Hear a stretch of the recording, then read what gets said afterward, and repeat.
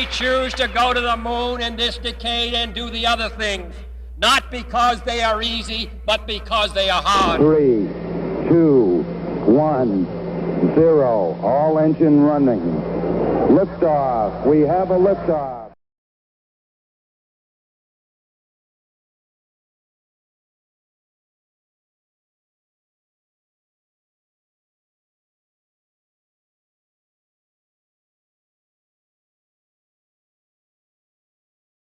A bit later. Today's disaster and the news tonight that the President has called a halt to all manned space flights must have called into question how the future of space exploration will proceed now. Space travel, for all its risks, has been remarkably free from tragedies like today's. 4 Soviet cosmonauts are known to have died in separate incidents in 1967 and 71, but in the United States the shuttle tragedy is of greater magnitude than anything that's hit the space program before. Indeed, there's been nothing approaching it for nearly a generation. Nick Clark now reports on the history of the shuttle and the problems it's encountered. 19 years ago yesterday, the previous worst disaster in American space history took place at Cape Kennedy. During a practice, 3 astronauts on Apollo 1 were burnt alive in the cockpit of their Saturn rocket on the launching pad. 3 years later came the crisis of the Apollo 13 mission in April 1970. Then a moonshot had to turn back after an explosion in space. After 90 hours adrift, the 3-man crew was edged back to Earth and to safety. Today's crew was not so fortunate in what was the first injury suffered by astronauts in the shuttle program, although 3 of the 4 orbiters have had their problems. Even before the first flight of the program, the shuttle Columbia, in April 1981, its heat-resistant tiles were found to be loose and the maiden voyage was delayed. And in December 1983, Columbia had to land with 2 of its 5 computers out of action. At one stage, Mission Control feared all its guidance systems might have gone. The Space Shuttle was NASA's next big project after the Apollo moon landing program, and they also saw it as a very important step on the way towards their next project, which is the manned space station, which they hope to have in orbit in the 1990s, being serviced by regular flights of the Space Shuttle. Now, it took them 10 years to successfully build the Space Shuttle. It was an incredibly complicated thing to do. It was probably technically more difficult, actually, than the moon landing, because what they were doing was something which no one else had ever done before. They were building a spaceship which could be reused many times. Discovery, the third of the reusable space shuttles, also had an uncertain start to its career. Its maiden flight was due in June 1984, but at the first launch attempt, one of the 2 backup computers failed. 2 days later, a second attempt was aborted just 4 seconds before liftoff. This time, the problem was the failure of one of the 3 main engines to fire. But before today, it was Challenger itself that had come closest to disaster. In September 1983, during the first night flight of the shuttle program, the casing of one of the solid rocket boosters almost burned through into the engine. Had it done so, Challenger might well have cartwheeled to the Earth. In July last year, on its 8th mission, it suffered an engine failure 3 seconds before liftoff. 2 weeks later, Challenger tried again. 3 minutes and 40 seconds into the flight, one of the 3 engines closed down altogether. Computers suggested that a second engine was overheating. There was a real possibility that Challenger would crash land. In fact, the crew decided to press on into low orbit and were able to land safely 10 days later. Well, in a complicated flying machine like the Space Shuttle, engine failures were going to be inevitable, and NASA had built-in safety measures to make sure that the shuttle and its astronauts would survive any engine failures. And indeed, these safety measures worked. The shuttle has not suffered any major failure before. But today's tragedy is something very different. It was a catastrophic explosion of the fuel tank. And NASA has said that there was apparently no sign that any of the engines were malfunctioning at the time. And the other point is that even if those astronauts did have ejector seats, there was no way that they could ever have got out of that fireball in time. The whole shuttle concept has undergone radical change since 1975, when it was expected that by 1987, 580 flights might be possible. In fact, it's proved far more difficult and expensive than expected. Nonetheless, this year, NASA planned 15 flights, the busiest ever program of launches. The pressure to move fast is partly scientific, partly commercial. It's become increasingly important to win commercial orders to put satellites into orbit and not just to work for NASA or the Pentagon. The outside income contributes to a launch bill which has largely been met so far by the United States taxpayer. The satellite business has produced such dramatic events as the capture and repair of errant pieces of space hardware. Satellites have even been brought back to Earth. But the shuttle has had to face fierce competition, particularly from the unmanned European Ariane rocket, which has been undercutting the shuttle, although the Ariane program itself lost a launcher after an explosion last September. The timetable pressures on NASA had become especially acute at the turn of the year. The now aging Columbia was due to make its first flight last December after an 18-month overhaul. It faced a record 7 postponements due to the weather and mechanical failures. It was finally launched on January the 12th, 25 days late, with Congressman Bill Nelson on board. As a result of these delays, today's disastrous Challenger mission had already been put back 3 days. Well, this was going to be the shuttle's busiest year, with over a mission a month planned, and there were some very important missions among those which had to get off at specific times. A mission to observe Halley's Comet, for instance, and a mission to launch a space probe to the giant planet Jupiter. So as things were delayed, all these missions were piling up, and indeed we also had the prospect of the first British astronaut, squadron leader Nigel Wood, to be launched in June. But I think now NASA will have to work out what went wrong with the shuttle. They'll have to try and put it right, and I don't think we'll see any more space shuttle missions for quite a few months, possibly not for the rest of this year. Well, a short time ago, I spoke to Dr. John Logston, space policy analyst at George Washington University in the city of Washington. And I asked him first what he thought could have gone wrong. Well, the shuttle in its launch phases is a bomb, in essence. The explosive power in the fuel is equivalent to a small nuclear weapon, and for some reason, and I really don't want to speculate on the reason, it exploded with obviously catastrophic results. Do you think some people, many people, are going to conclude from this that space travel is simply too dangerous to go on with?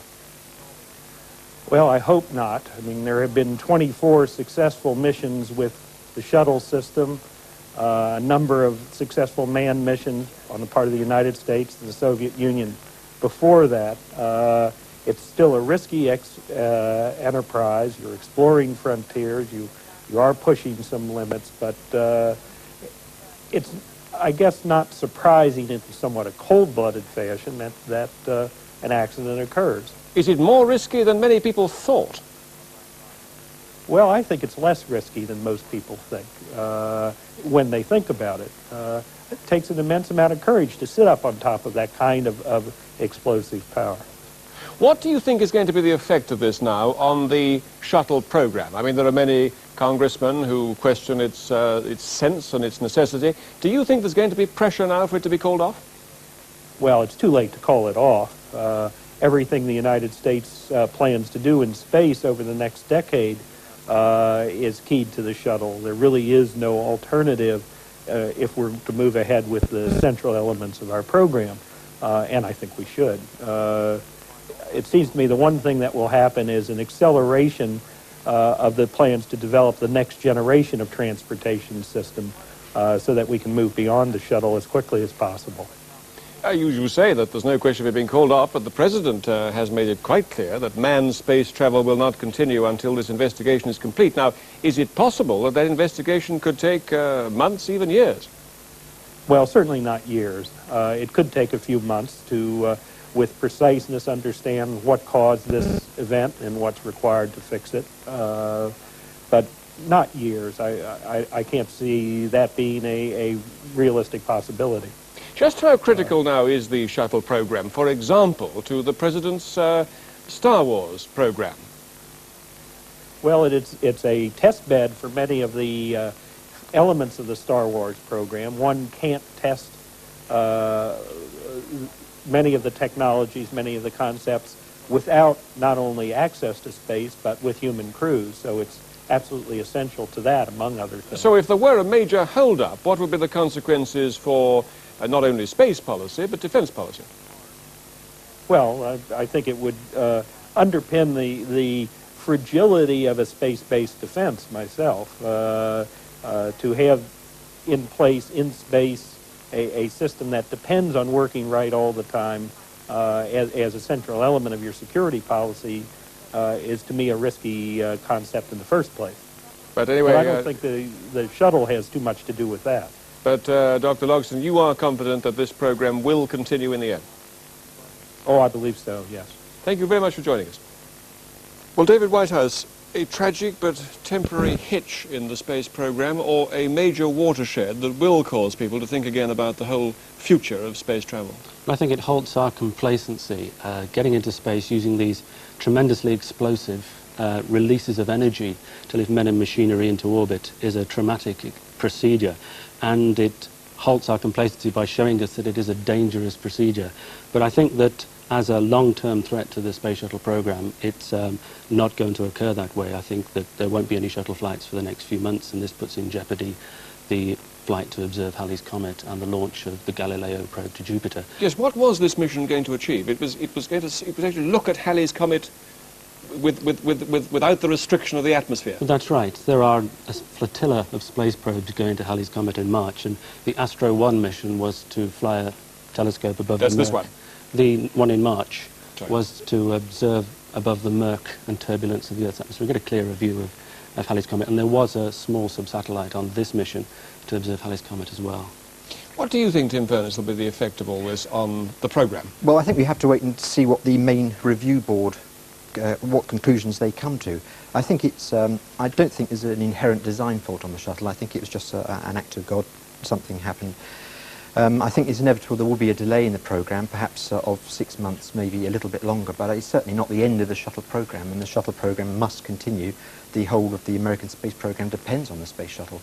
Indeed, in the 1990s, the American space station will be in orbit, and it will have European, British participation, Canadian, Japanese participation. It'll be a real international even with American budgetary constraints and the constant pressure on NASA and on the President to reduce expenditure? The President is all for the space station. I don't think there's any doubt that there will be no space station. I think that there is a possibility that it will be delayed. There's no doubt that there will be a space station? There will be a space station, there's no doubt about that. It might be that it will be delayed a few years due to budgetary problems, but it is essential to the furtherance of the American space program. I don't think today's disaster will have a long-term effect, but obviously a short-term effect for this year. And what about the manned space station? When is that due to come into effect, and how important is the shuttle program to it coming about? The shuttle is essential for the manned space station, which is now scheduled for the mid-1990s. The cargo bay of the space shuttle is the basic building block of the space station. It will carry up modules for astronauts to live and work in and do experiments. And we saw on the space shuttle mission at the end of last year the building, the construction facilities of developing the superstructure for a space station. So there's no doubt that the whole of America's manned space program and its military program is tied in with the space shuttle. So there is no question at all of the space shuttle not having a long-term future. Its short-term future, until we find out exactly what has gone wrong, is in abeyance, and the flights for the rest of this year are in severe jeopardy. But as far as the long-term goals of developing a permanent manned space station and perhaps going further on and developing shuttle successors, vehicles which can get into space much more efficiently and hopefully with a lot less smoke and fireworks than the space shuttle does at the moment, that will all take place. But there is a halt at the moment as we're shocked by the event. But we must remember that somebody worked out that over the whole lifetime of the space shuttle program, if you look at the reliability of the various systems, there was a 50% chance of one of the orbiters being destroyed in some accident or other between the first flight in 1981 and the last flight of the space shuttle towards the end of the century. You're saying it's remarkable that it hasn't happened sooner? I think the chickens have come home to roost sooner than one would have expected, but it was a good possibility that given the violence of the nature of getting into orbit, this would happen sooner or later. David Whitehouse, Tim Furness, thank you very much for joining us. And with that, Jenny, over to you. And now the rest of today's main news stories. The flame working its way up the space ship. Any nearer this morning, knowing precisely where it came from or what happened? NASA are no nearer. I mean, they've established a review board, and we will have to wait for probably months before they say what actually happened. But obviously, from looking at the video, there are hints of what went wrong. And obviously, there was some kind of a fuel leak at the bottom of the external tank here. That could have been caused by a rupture in a fuel line in the tank, or it could have been caused by a misbehaving solid rocket booster slightly further up the segment here, and it might have been spewing some flame towards the external tank, which finally caused the rupture. The reason I say that is that I was listening to the launch on the telephone yesterday, and a commentator I heard very clearly just a few seconds before the explosion say that the solid rocket booster does not appear to be firing correctly. And it did look, from looking at the launch over and over again, the contrail just does not seem quite right compared with other launches. That's right. Can I ask you, because one imagines that the minutiae of examination and care that has taken place anyway on these matters is enormous. Will it take a long time now for them to recover? I mean, presumably the investigation into what happened will be endless. Well, we hope it won't be endless, but it'll certainly be a long job. It'll be several months, I would think. You see, they've no other way of flying this whole system except with man, and so they can't fly the thing again until they're absolutely sure that the chances of it not repeating are acceptably low. This is a long job. So it'll be taken apart nut and bolt, the whole incident? Yes. OK, we'll come back to you a little later on. Also this morning, with the Electricians' Union still facing suspension from the TUC for doing the work of printers at Rupert Murdoch's new plant at Wapping. And a very good morning. It's just turned 7 o'clock now on Wednesday, the 29th of January, and you're watching BBC's Breakfast Time. The news, of course, this morning is dominated by the disaster of the Space Shuttle Challenger. Sue Carpenter has all the details. America is in mourning today for the 7 astronauts killed in the tragedy of the Space Shuttle Challenger. She was 72 seconds from launch and 9 miles high when a giant explosion ripped Challenger apart. President Reagan led the nation's homage, but promised it wasn't the end of the shuttle program. It's all part of taking a chance and expanding man's horizons. The future doesn't belong to the faint-hearted. It belongs to the brave. The Challenger crew was pulling us into the future, and we'll continue to follow them. And the Queen sends her own message of sympathy, telling Americans she's shocked and saddened. Washington was stunned by the tragedy, and many said the city had not been so somber since the assassination of President Kennedy over 20 years ago. President Reagan announced that the day was one of mourning and remembering. Martin Bell reports. A time of mourning from coast to coast and from the Cape to the White House. The President's tribute took the place of his State of the Union speech. Today is a day for mourning and remembering. Nancy and I are pained to the core by the tragedy of the Shuttle Challenger. We know we share this pain with all of the people of our country. This is truly a national loss. 19 years ago, almost to the day, we lost 3 astronauts in a terrible accident on the ground. But we've never lost an astronaut in flight. We've never had a tragedy like this. And perhaps we've forgotten the courage it took for the crew of the shuttle. But they, the Challenger 7, were aware of the dangers, but overcame them and did their jobs brilliantly. The crew of the Space Shuttle Challenger honored us for the manner in which they lived their lives. We will never forget them, nor the last time we saw them, this morning, as they prepared for their journey and waved goodbye, and slipped the surly bonds of earth to touch the face of God. It was a grief that united all Americans. Jake Garn, senator and former astronaut. It's very difficult for me to talk about it because these were my friends. Mike Smith, the pilot, was my mother hen the first month that I trained. They assigned him to me, go to my classes and help brief me. And I don't know of any time that I have been more shocked or more moved than when my first wife was killed in an automobile accident. Neighbors of the Kennedy Space Center, witnesses of the first disaster in space. I just started crying and backed up and walked away because I knew it was really bad. And at Krista McAuliffe's school. We were enjoying the entire event. We were celebrating with her. Then it stopped. That's all. It just stopped. People made a pilgrimage to the Cathedral of Space, the Air and Space Museum in Washington, and across the country it was the kind of day when they remembered where they were. I think the last time I felt like that was when Kennedy was shot. Still unresolved is the debate about the space program, whether and how it should resume.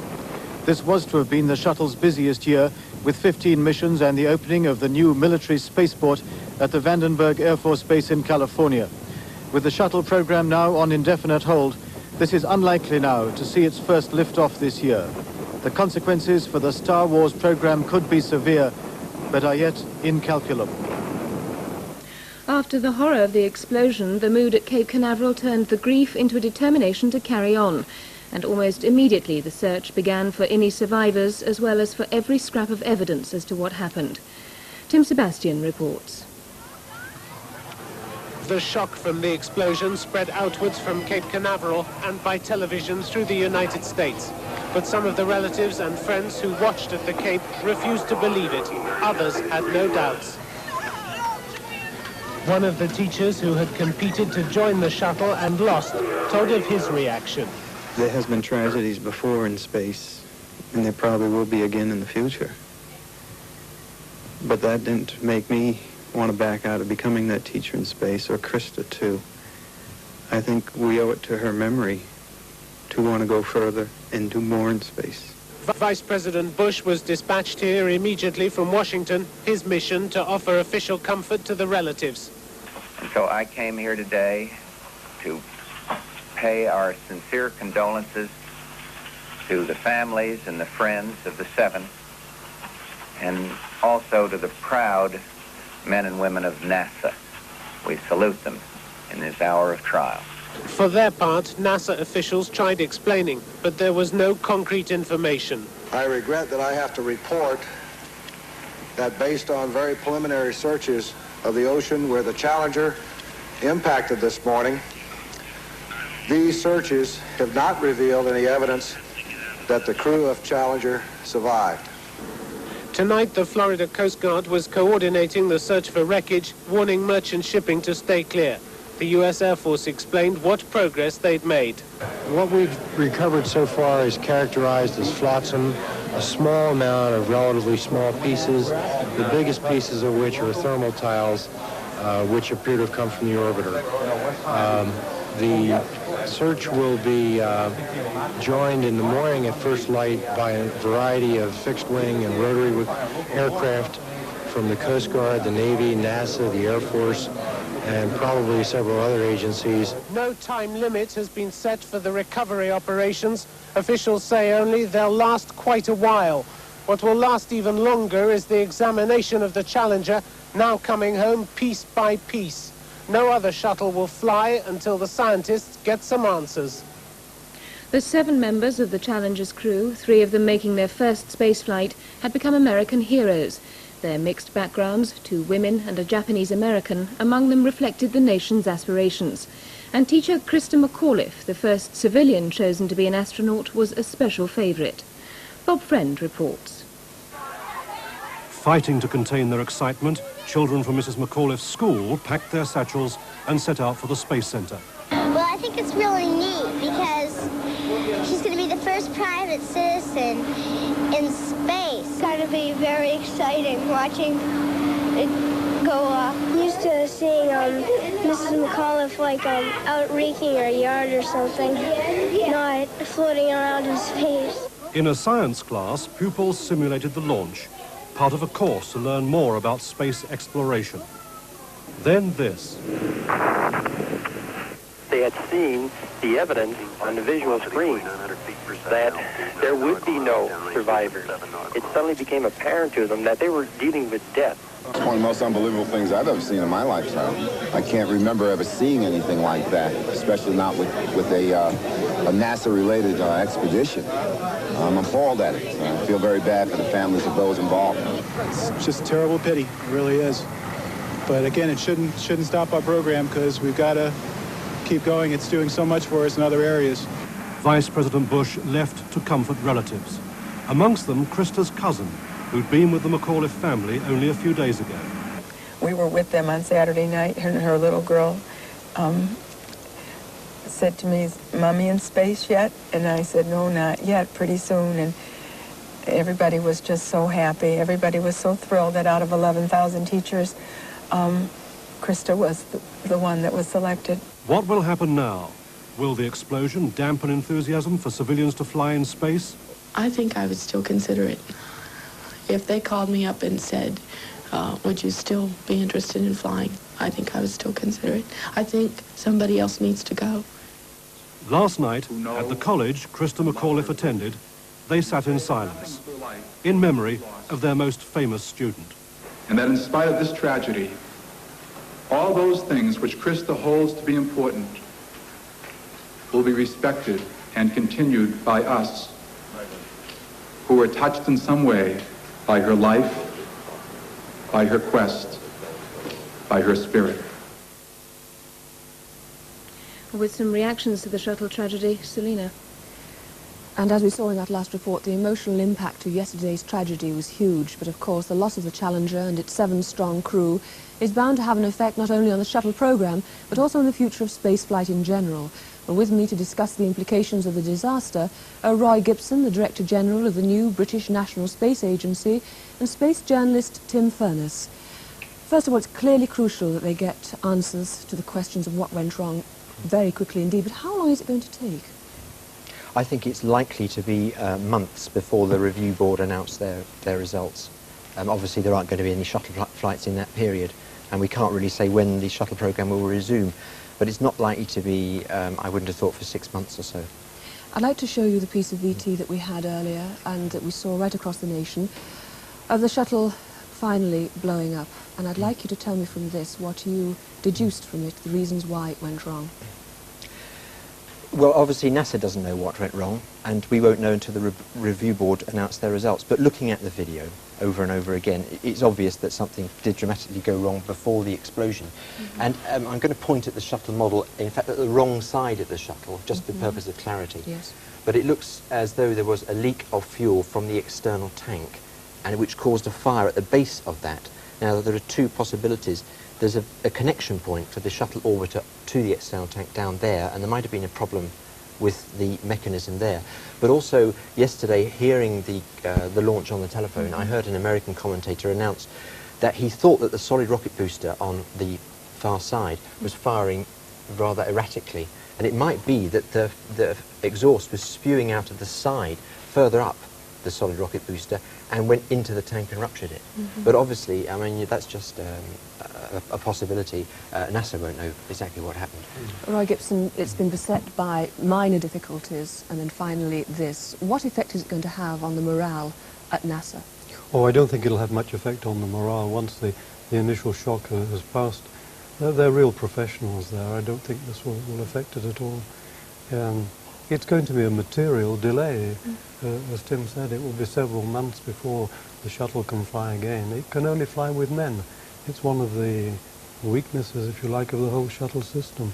Why? Because I would have thought that manned space, Voyager 2, for example, is there, pushing back pictures.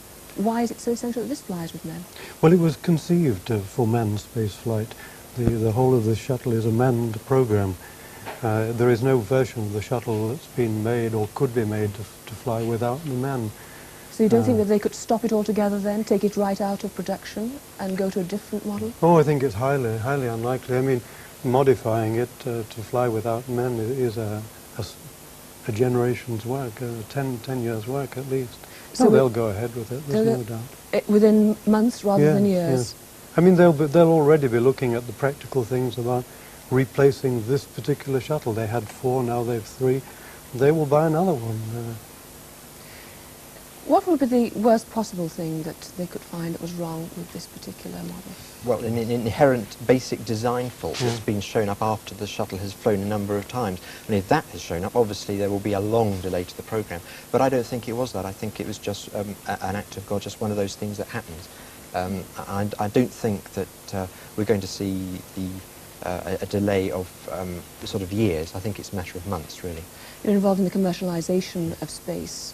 We were talking a bit ago about delaying it by a matter of months, but what will that mean in hard commercial terms for people like you? Well, it means that everybody who's queuing up waiting to use the shuttle will have an indefinite delay. It means the insurance market will be very chary about giving insurance for launches. It just makes it that much difficult to go ahead on anything at the moment. Right, well, gentlemen, thank you very much indeed for the moment. Tim Furness and Roy Gibson. We'll be back to Sue now for more details of the shuttle tragedy and the rest of this morning's news. Well, to add to the messages from the Queen and Prince Philip and the Prime Minister, MPs of all parties have signed a parliamentary motion of sorrow and regret. Soviet television gave an unusually early account of the accident in contrast to the secrecy that usually surrounds mishaps to the Soviet programme, as Peter Ruff reports. Soviet television was showing pictures of the explosion within an hour of it happening. It was a short item on the main evening news bulletin, and all the remarks were factual. There was no adverse comment about the shuttle program itself, although in the past it has been heavily criticized by the Soviet media, not least because of the secret defense missions which have been undertaken. The shuttle program is portrayed here as an integral part of President Reagan's Star Wars plan for the militarization of space. And now the rest of the news in brief.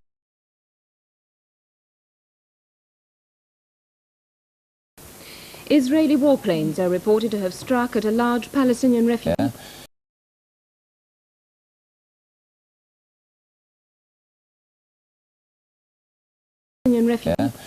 It's only 25 years since we last got up there. Well, of course, the Russians started, it's almost 30 years before, after we got the first thing in orbit. But still, we are not finished with the transportation means. It seems as things can happen. We had also the Ariane that fell down last year, late, and now this happened. It is so that when you make a man-rated vehicle, you have much stricter criteria. On the other side, it's also a much more complicated vehicle than an expandable launcher is.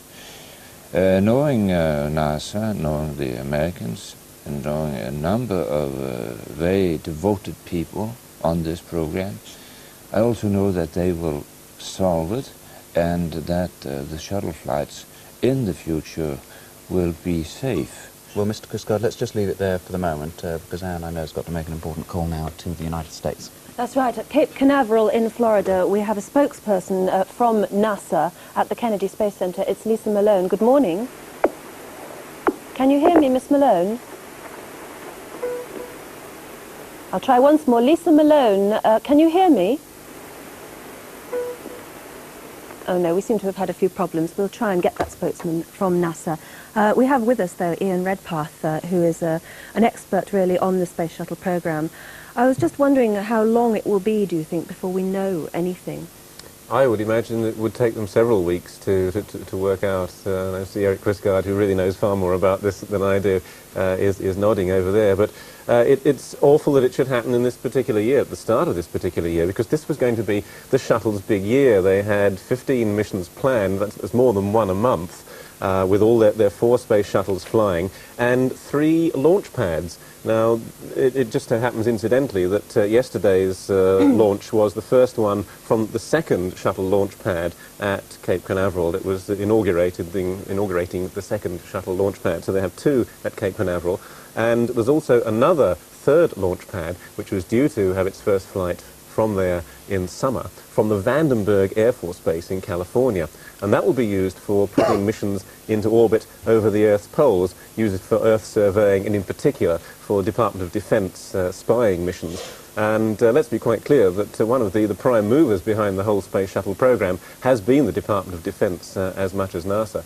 And so certainly they need it for their spying activities, for their Star Wars activities. So certainly the American Department of Defense will want to see the Space Shuttle flying again. Whole future program. It's important to them as well as it is to NASA and the ultimate success of the space station, because the Space Shuttle is really only a stepping stone towards NASA's manned space station, in which we hope that the European Space Agency will be playing a part. Well, before we discuss any more of that, let's just try and contact Florida again.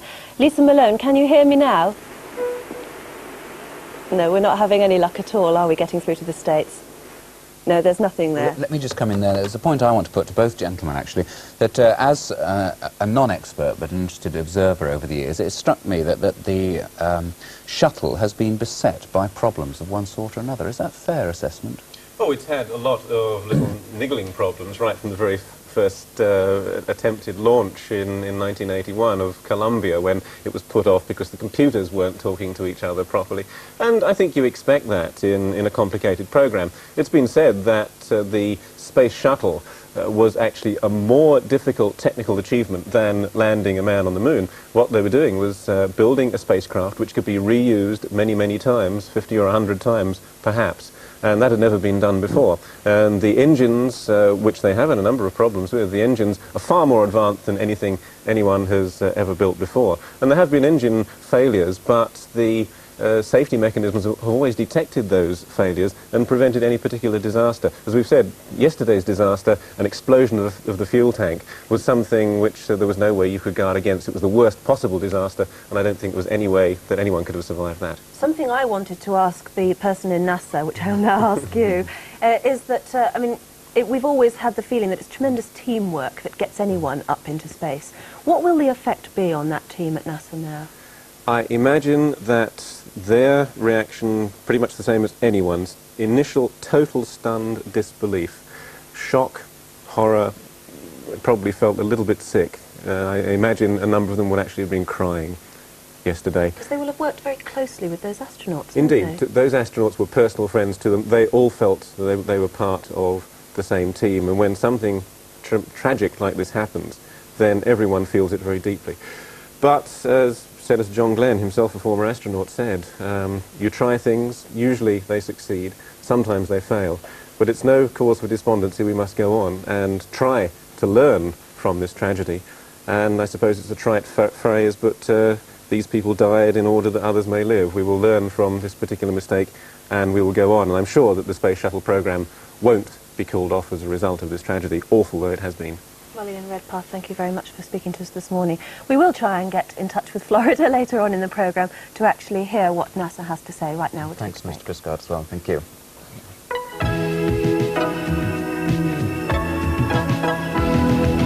You must try to understand that spirit, bravery, and commitment are what make not only the space program, but all of life worthwhile. We must never, as people in our daily lives or as a nation, stop exploring, stop hoping, stop discovering. We must press on. These children had been particularly excited about the mission. On board had been their teacher, Krista McAuliffe, America's first ordinary citizen to go into space. But elation quickly turned to confusion, shock, and then grief, as they took in the awful images unfolding before them. It was really quite dramatic. At first, you know, everyone was really happy, all these smiles, and then suddenly you saw a lot of people crying in the halls, and it was really pretty sad. At NASA headquarters, pictures of Challenger's final moments are being examined over and over again as engineers try to work out where the system failed. The space shuttle consists of 3 separate elements. Challenger herself sat on top of the huge external fuel tank, strapped to the sides the 2 solid rocket boosters. The tank itself is a potential fuel bomb, packed with 500,000 gallons of liquid hydrogen and oxygen. That fuel flows to the shuttle's rocket motors through external feed pipes, a potential weak link in the system. The first hint that something was wrong came just after Challenger's pilot applied full throttle. This video replay shows tiny flames at the base of the big fuel tank close to those vital fuel pipes, and clouds of fuel vapor suggesting a leak in the tank. Within seconds, the flames spread to the other side of the tank and then shoot forward, possibly as the tank ruptures. This is the beginning of the chain reaction which destroyed the shuttle. A split second later, there's a second intense explosion from the front of the fuel tank as the oxygen ignites. The fireball engulfs Challenger and her crew. The future of America's shuttle program is now very uncertain, but former astronauts say it must now continue. America's sorrow has been shared in Britain. The Queen has sent a message to President Reagan. She said she and Prince Philip were shocked and saddened by the loss of brave young lives. Mrs. Thatcher and the Labour leader Neil Kinnock have also sent messages of sympathy, and MPs of all parties have signed a Commons motion expressing regret and sorrow. One other item of main news this morning. Israeli planes have attacked 3 The reporting of these space missions has come to be rather familiar and almost cliched. And there is almost no event that I've ever witnessed in my life that is so trivialized by bringing it down to the scope of a television set. It is an epic extravaganza to watch in person, and it has an element of terror to it. And that is why I was interested in the human factor of this. how the heroism of these men and women tends to be taken for granted, yes, or did until yesterday. But you see, the whole idea is for it to be trivialized. The whole idea of the space shuttle is to make it mundane, ordinary, like a bus, like getting on a bus. That has been the whole objective, to take the romance and the fantasy out of it. Perhaps on your part, or perhaps to some extent even on the part of the NASA trainers, because the danger of this whole thing has been a kind of taboo in the space program, I believe. The danger is not something that is commonly discussed amongst astronauts. And I think what happened yesterday is piercing that taboo. I think the human discussion of this thing is going to be quite interesting now in the coming weeks and months. You obviously think it's important for a journalist to go up there. Some people would quiver at the thought of that happening. Why do you think it's important that somebody should go up there and write about it? Well, it's partly this taboo I'm talking about. I think astronauts have generally been technical people, engineering types, who are not comfortable with emotional language.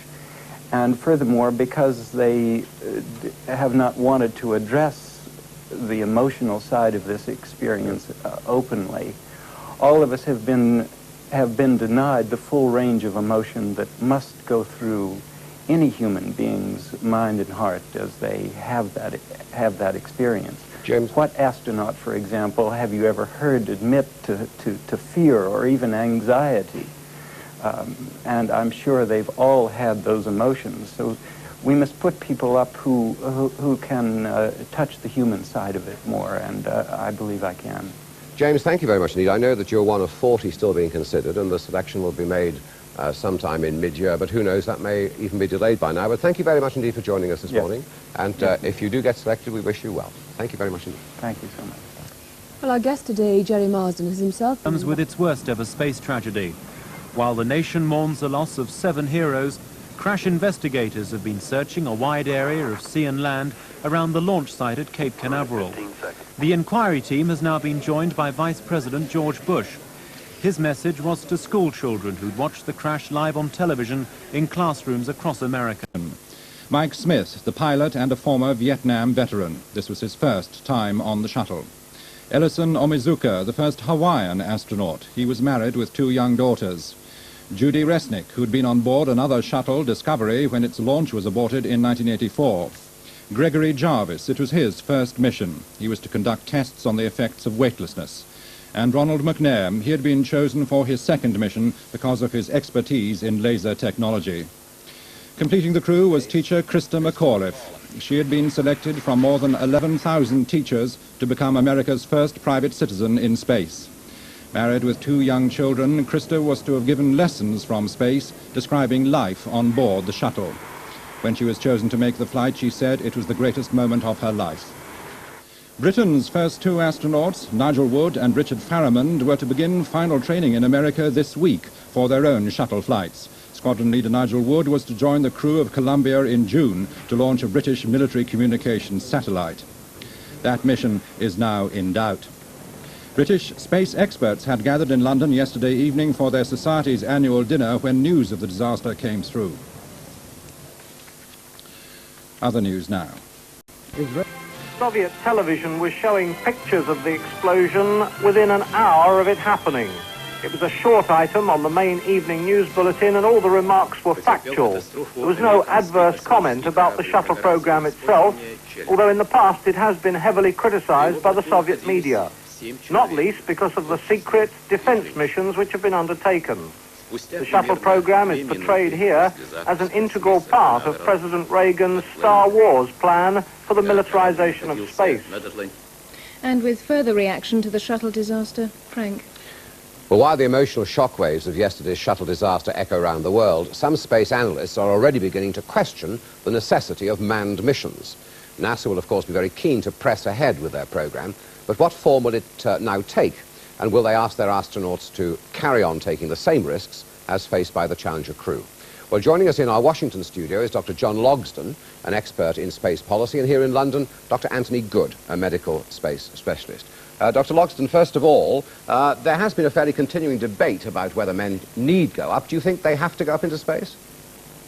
Certainly. There are things that are worth doing in space that are only possible with human crews. I think what has been accomplished in the 24 successful missions of the shuttle before this tragedy underlines the value of human crews. But nevertheless, such is modern technology these days that a great amount of information can be got back without sending a man up at all. Am I not right? Certainly. Some classes of information can be done with automated spacecraft. We'll never send humans out to Uranus to get the kind of images and information we got last weekend from 2 billion miles out.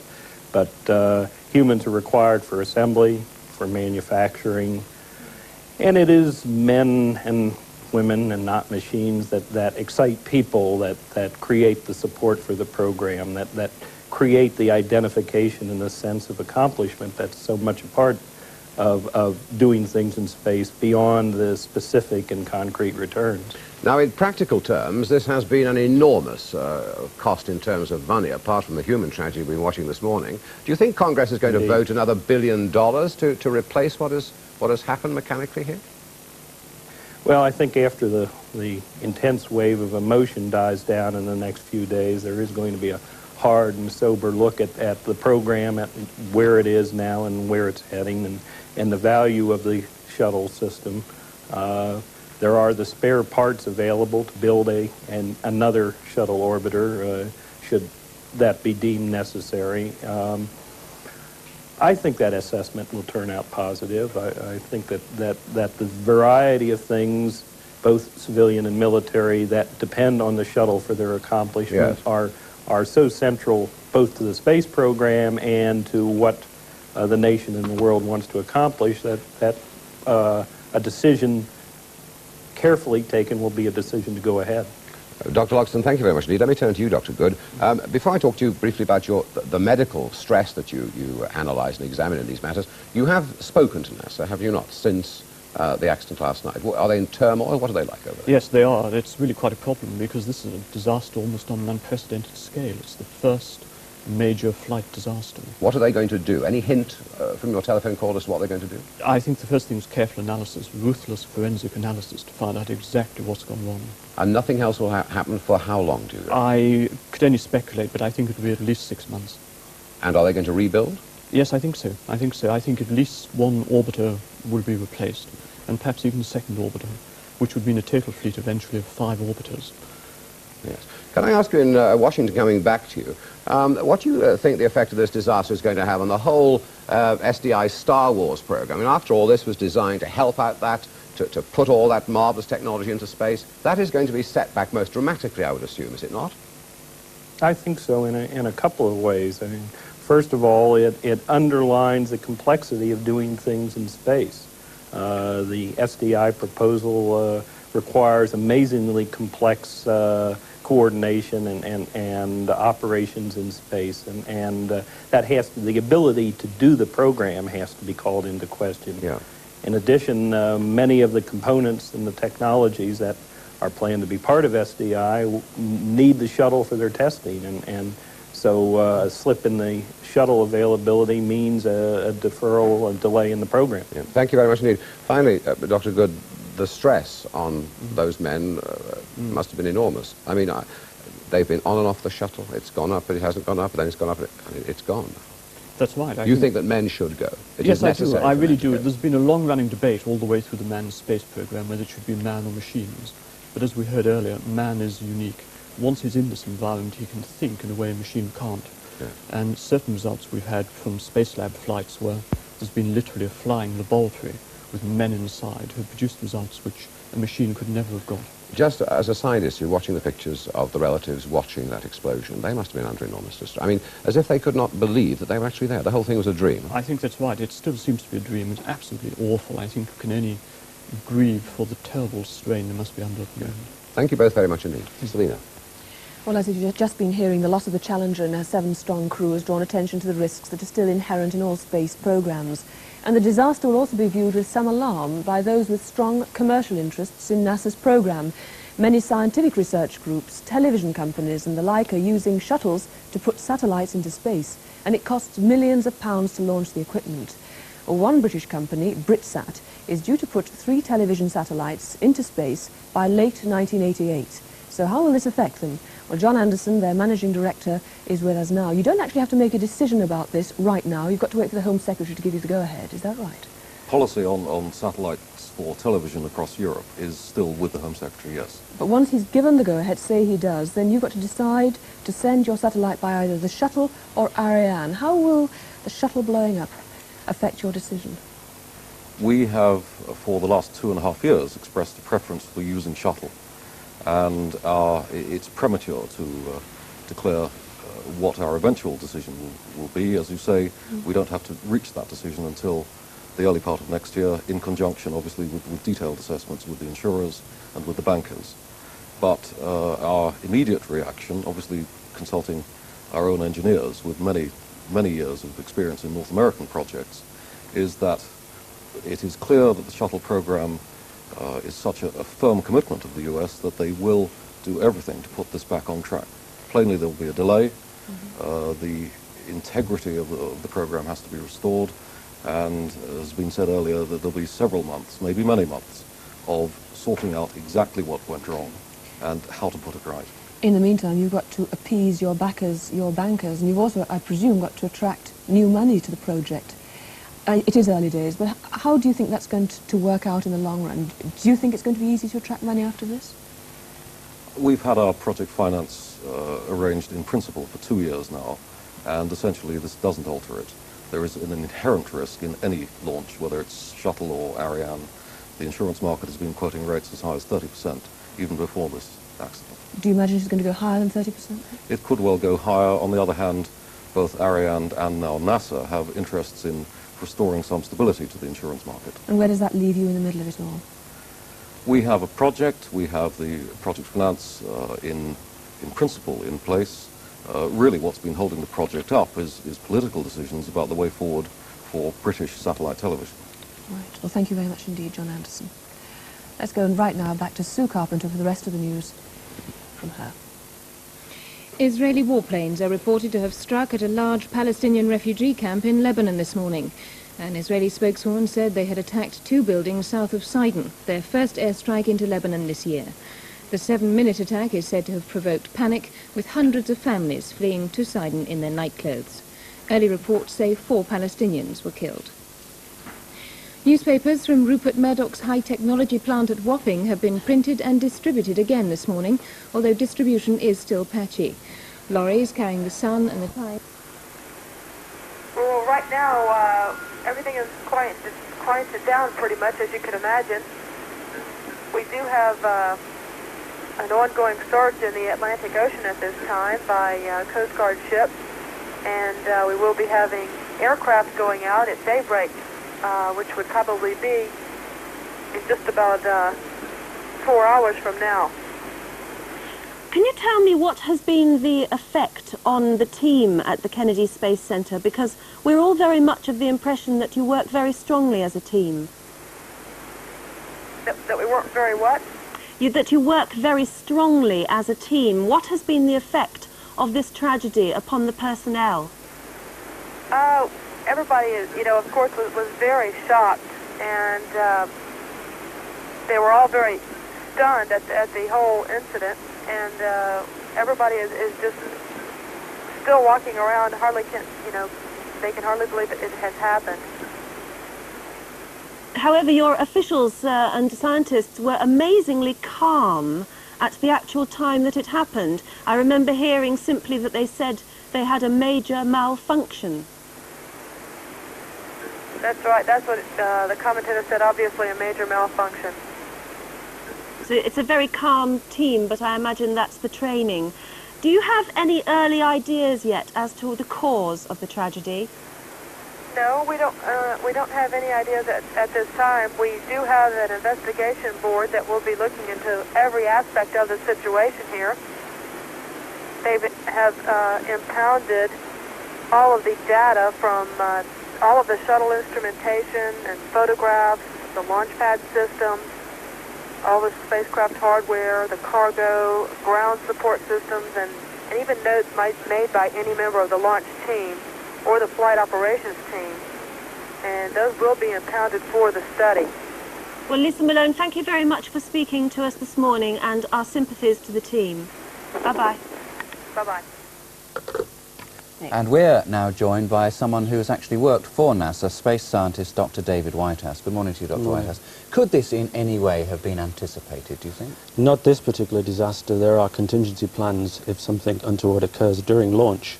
And the rule of thumb is that the earlier during the launch ascent that a problem occurs, the more serious it is, because the space shuttle is then almost completely fully fueled. The emergency procedures are designed if, say, a solid rocket booster fails to fire or cuts out, and they can then ride it off until they jettison it and then perhaps return to launch site. The problem with this failure is that it was so catastrophic and so quick, and was not a passive failure. It wasn't a rocket failing to fire. It was an explosion. And we look at the video playbacks and we see that the explosion occurred initially on the feed lines where the supercool liquid fuel is fed into the back of the space shuttle, and that's where it started. And then within half a second the whole external fuel tank seemed to rupture and spread up to the liquid oxygen tank on the top of the external tank, and when that exploded the crew had no chance at all. Getting into space is a very difficult procedure. You're using rockets which release an fantastic amount of energy in a very short length of time.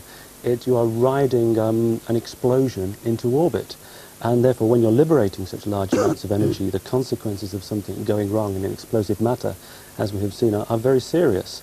And although there are contingency plans, there's no way that anybody could have done anything or foreseen this problem. There seems to be a consensus of opinion, as you say, that it was in the feeder pipe. But why should that happen in a feeder pipe? Was there a leak? How can there be a leak? It's difficult to see exactly what happened. That the orbiter, the space shuttle itself, is attached onto the external tank by 3 fittings, 1 at the nose and 2 near the base.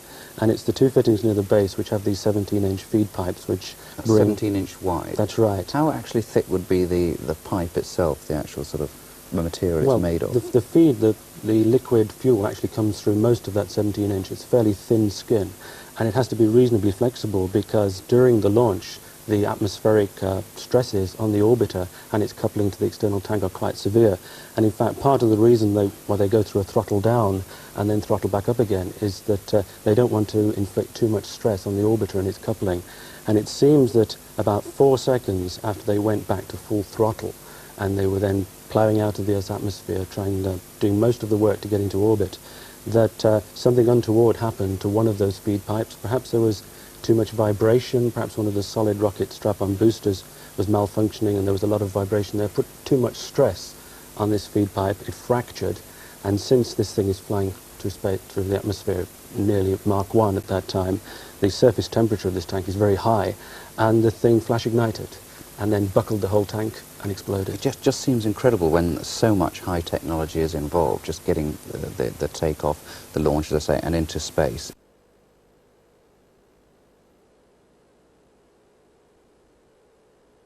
Flying through space, through the atmosphere, nearly Mach 1 at that time, the surface temperature of this tank is very high, and the thing flash ignited and then buckled the whole tank and exploded. It just seems incredible when so much high technology is involved, just getting the takeoff, the launch, as I say, and into space. It seems incredible that something as apparently so uncomplex as that should go wrong. It's difficult to see how you could envisage something going wrong with the feed pipe because they are relatively straightforward bits of technology and we've never had any problems with them before. But although the space shuttle itself is a very complicated aerospace vehicle, the most complicated space vehicle anybody has ever built, the actual technique of getting into orbit is very much a brute force method. Those strap-on solid rocket boosters which fire for about 2 minutes, they are literally fireworks. You ignite them and you hang on to them till they burn out. And one astronaut was heard to say that when they ignite, it's not a question of if you go up, merely of which direction.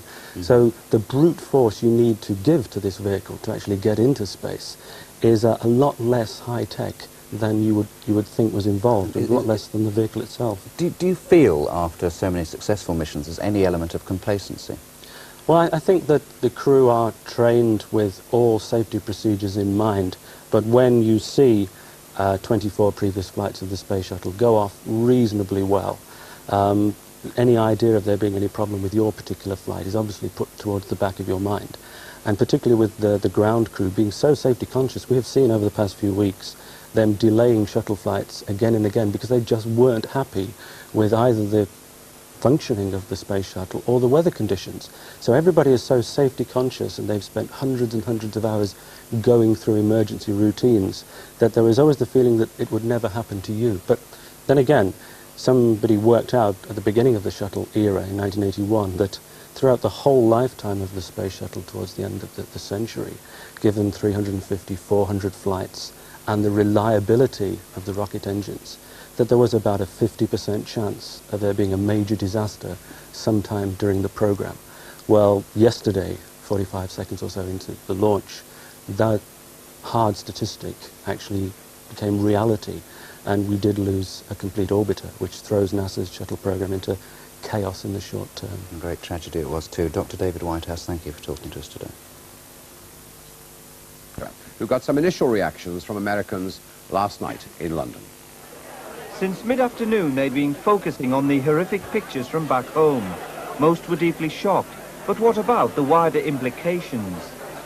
It just has to have a very negative effect, I think, initially on the American public. Later on, I think the problems will be resolved, and it will be accepted as one of the hazards of a very hazardous occupation. They need to take precautions, and I'm sure they will, and need to continue and get on with it. There's a tremendous amount of research coming out of this and benefits to all mankind. Well, it's definitely going to set it back because they'll have to go in and investigate and do their analysis of what happened. It'll probably set it back maybe 6 to 8 months, but it'll go on. I do believe that if there was a time when we felt there was nothing to be gained for America and for society in general, then it should be stopped, no matter if there's death costs or not. But I believe that it needs to go forward. I think there's a lot of wonderful things coming out of the space program that other people would be willing to make a risk or take a risk or make a sacrifice for. If the older generation of Americans are being positive in the face of tragedy, what about the youngsters?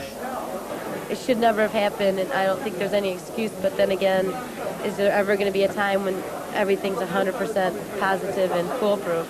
But how much damage do you think this has done to American morale and the space program in general? Oh, it's done a tremendous damage. NASA's funding has always been shaky.